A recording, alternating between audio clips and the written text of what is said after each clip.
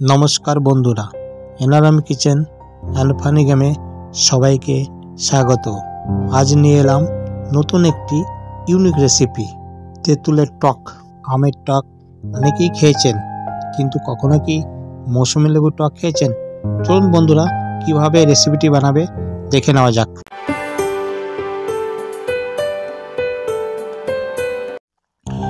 मौसुमी लेबुर टक बानानोर जन्य प्रथमे आमरा तीनटी फ्रेश एवं पाका देखे मौसुमी लेबू निये नेब।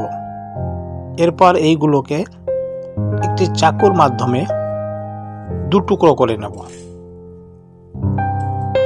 এইভাবে দেখুন, এইভাবে তিনটি লেবুই আধা আধা টুকরো করে কেটে নিতে হবে। দেখুন মৌসুমী লেবুগুলো কত সুন্দর দেখাচ্ছে এবং কতটাই ফ্রেশ দেখেই বোঝা যাচ্ছে। এরপর এই মৌসুমী লেবুগুলো অর্ধেক টুকরোগুলো সরাসরি একটি ছান্নির উপরে এইভাবে হাতের সাহায্যে ধীরে ধীরে রসগুলো বের করে নেব। যে বীজগুলো সেগুলো এই ছান্নির মধ্যেই পড়ে যাবে এবং মৌসুমী লেবুর রসটা সরাসরি পাত্রের মধ্যে চলে যাবে। তাহলে আপনাকে ডবল কাজ করতে হবে না। এইভাবে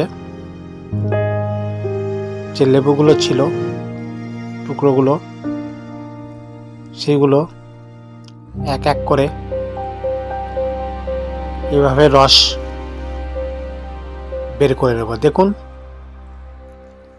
যে মৌসুমী লেবুর বীজগুলো ছান্নির উপর দেখা যাচ্ছে।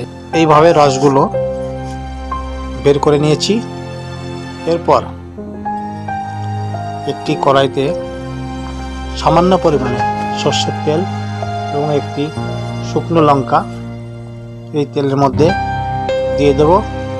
এরপর এক চামচ সরষে দিয়ে হালকা নেড়ে চেড়ে এর মধ্যে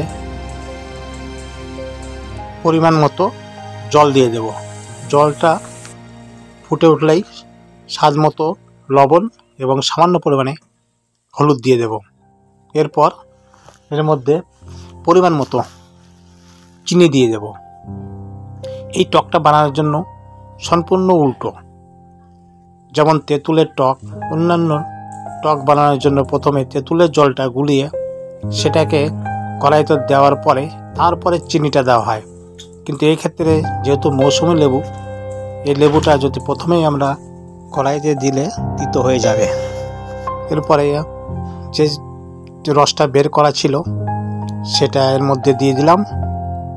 দিয়ে বেশি নয়, 2-3 মিনিট গরম করে এই টকটাকে নামিয়ে ফেলতে হবে।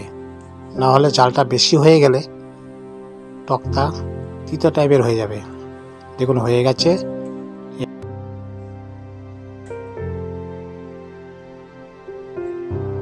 এবার টকটা নামিয়ে নিলাম। কত সুন্দর দেখা যাচ্ছে, দেখেই বুঝতে পারা যাচ্ছে। দেখতে যেমন হয়েছে খেতেও তার থেকে বেশি টেস্টি হবে। বন্ধুরা, যদি এই রেসিপিটি আপনাদের কাছে ভালো লাগে অবশ্যই আমার চ্যানেলটিকে সাবস্ক্রাইব করবেন এবং বন্ধুদের সঙ্গে শেয়ার করবেন এবং কমেন্ট করবেন যে রেসিপিটা কেমন হয়েছে। ভিডিওটি শেষ পর্যন্ত দেখার জন্য সবাইকে অসংখ্য ধন্যবাদ।